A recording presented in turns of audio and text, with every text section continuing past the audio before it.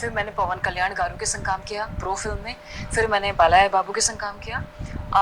मेरी बस ये चाह है कि उनके भी टेम्पल्स हैं तो साउथ में कुछ ऐसा कुछ हो कि फॉर माई फैंस कुछ वहाँ पे कुछ हो। तो एक टेम्पल आपके यहाँ है, आपके नाम पे, आप चाहते हैं साउथ में भी आपके टेम्पल्स बने? हाँ, क्योंकि काम साउथ में हो रहा है ना, तो साउथ में होना चाहिए। तो जो टेम्पल आपका है ये कहाँ एग्जैक्टली है आपका?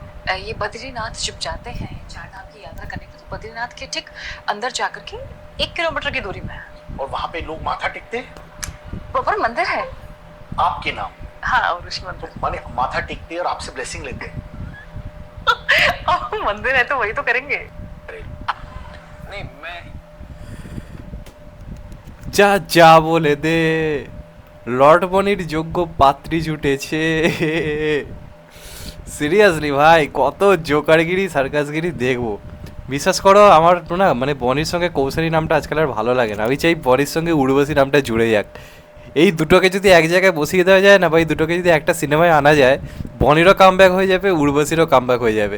কারণ দুজনেই কি বলে সেটা সম্বন্ধে তাদের কোনো সেন্স নেই। নিজেদেরকে এরা মানে আমরা লর্ড নামকরণ দিয়েছি, কিন্তু এরা নিজেরাই এক একটা লর্ড নিজেদেরকে ভাবে। এর থেকে বেশি আর কি বলবো। যে বনিকে আজকে আর বেশি ধোবো না এই ভিডিওতে, বাদ দাও। বনি এখন শান্ত রয়েছে, বনিকে শান্ত থাকতে দাও। কথা বলবো উর্বশী দেবীকে নিয়ে। আমাদের বলা যেতে পারে নতুন ভগবান, যে নিজেই নিজেকে ভগবান বানিয়েছে, যাকে মানুষ আখ্যা দেয়নি, যে নিজেই নিজেকে ভগবান ঘোষণা করে দিয়েছে, সেই উর্বশী দেবীকে নিয়ে আজকে কথা হবে। এবং নতুন পর্যটন কেন্দ্র গড়ে উঠতে চলেছে বদ্রীনাথের কাছাকাছি। একটা উর্বশী মন্দির রয়েছে, একটা উর্বশী মন্দির রয়েছে, এবং সেই উর্বশী মন্দিরে আপনার যান, নিজের পরিবারকে নিয়ে যান। সেখানে যদি আপনার জীবনে কোনো দুঃখ কামনা থাকে বা আপনার কোনো কিছু আপনি চান, বেসিক্যালি তো ভগবানের কাছ থেকে তো আমরা চাইতেই যাই ভগবান কি কেমন থাকে, আমরা কখনো জিজ্ঞাসা করি না প্রত্যেকটা মানুষই। তো আপনি যদি যান, এই দেবী প্রচণ্ড জাগ্রত, আপনারা যান এবং সেখানে গিয়ে উর্বশী দেবীর পায়ে পড়ুন, এবং পায়ে পড়ে নিজেদের জীবনে যা যা আপনারা চান, যা যা আপনারা কামনা করছেন গিয়ে প্রে করুন। এবং অবশ্যই সেখানে কিন্তু সরি বল গানটা চালিয়ে দেবেন এবং ড্যাডি মাম্মি গানটা চালিয়ে দেবেন, কারণ এই দুটো গান উর্বশী দেবীর প্রচণ্ড পছন্দের। এবং আমরা তো ঠিক করেছি যে বাঙালিরা তো এখন সমস্ত উৎসবই পালন করে, তো একটা তো উর্বশী পুজো অবশ্যই করা উচিত সারা বছরে। মানে বাঙালির তো 12 মাসে 13 পার্বণ, এবার সবাই জানে, এবার 12 মাসে 14 পার্বণ হওয়া উচিত। একটা উর্বশী দেবীর নামে পুজো আয়োজন করা উচিত, এবং সেখানে অবশ্যই উর্বশী দেবীর শুধুমাত্র গান বাজবে, ড্যাডি মাম্মি হে নেই ঘর পে, তার সঙ্গে সঙ্গে সরি বল গানটা বাজবে, এবং আপনারা এনজয় করবেন, প্রসাদ খাবেন। এর থেকে বেশি আর কী বলবো। কারণ উর্বশী দেবী তো নিজেই নিজেকে ভগবান ঘোষণা করে দিয়েছে যে সে একজন ভগবান। ভাই, সে নিজেই বলছে এই ভগবান। একটা উর্বশী মন্দির রয়েছে, ঠিক আছে, বদ্রীনাথের কাছাকাছি। রিসেন্টলি দেওয়া একটা স্টেটমেন্ট ইন্টারভিউ, এটাতে এআই দিয়ে বানানো ভিডিও নয়, যদিও মনে হচ্ছিল এআই এর থেকে ভালো। ভাই এআই চালিয়ে দাও, এআই হেরে যাবে উর্বশী দেবীর সামনে, ভাবা যায় না ভাই। এর আগে আমি দেখেছিলাম উর্বশী দেবীর একটা বক্তব্য, যেখানে কথা হচ্ছিল সৈফ আলী খানের ওপর ছুরি হামলা নিয়ে। তো সেটা নিয়ে কথা বলতে বলতে সে চলে যাচ্ছিলো ডাকু মহারাজ করার জন্য। তার সিনেমা 100 কোটি কালেকশন করেছে, সে একটা ব্রেসলেট কিনেছে, এটা হচ্ছে তার বক্তব্য। সৈফ আলী খানের ছুরি ঘটনায় আপনি কতটা মর্মাহত, তার এটা হচ্ছে উত্তর। এবারে তার কাছে প্রশ্ন গেছিলো এইটাই, এবার তার উত্তর হচ্ছে এটাই যে আপনারা যদি বদ্রীনাথের কাছাকাছি যান, সেখানে দেখবেন একটা মন্দির রয়েছে, তার পাশে একটা উর্বশী মন্দির রয়েছে।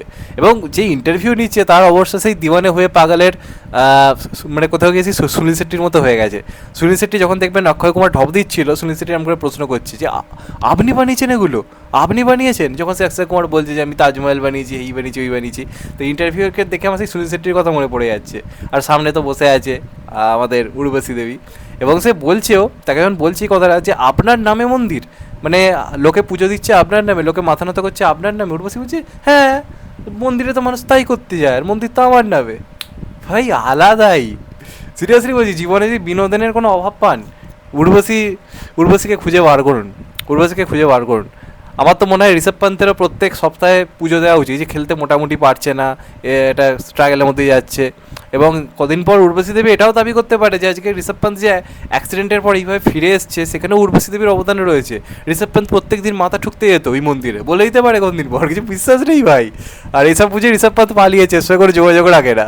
উর্বশী তো খুঁজছে, কিন্তু ঋষভ পান্ত পালাচ্ছে গাড়ি নিয়ে। আর ওই পালাতে গিয়েই মনে অ্যাক্সিডেন্টটা হয়েছিল, যা মনে হচ্ছে এখন। সামনে মনে উর্বশী দেবীর আম দাঁড়িয়েছিল, ও গাড়িটা কাটাতে গিয়ে হয়েছিল। যে জোকস অ্যাপার্ট, এটাকে সিরিয়াসলি আমার কিছু নেই, অ্যাক্সিডেন্ট সেটা নিয়ে আমি কথা বলছি না। কিন্তু এইগুলো কী ধরনের স্টেটমেন্ট ভাই, মানে এখন বনিকে বাচ্চা মনে হচ্ছে আমার, এই বনের স্টেটমেন্ট নিয়ে খিল্লি করি ভাই, এগুলো তাহলে কি, এগুলো কি, মানে সকাল সকাল গাঁজা খায় না, সারা দিন মনে হয় গাঁজা সেবন করে থাকে, তারপর এই ধরনের বক্তব্য আসে, মানে কতটা নিজেকে বড় কিছু মানুষ ভাবতে পারে যে এই ধরনের স্টেটমেন্ট দিয়ে দেয় যে আমি তো একজন দেবী, আমার নামে মন্দির রয়েছে। ভাই সিরিয়াসলি কিছু বলার নেই, মানে এটা দেখে আমি রীতিমতো হতবাক ভাই।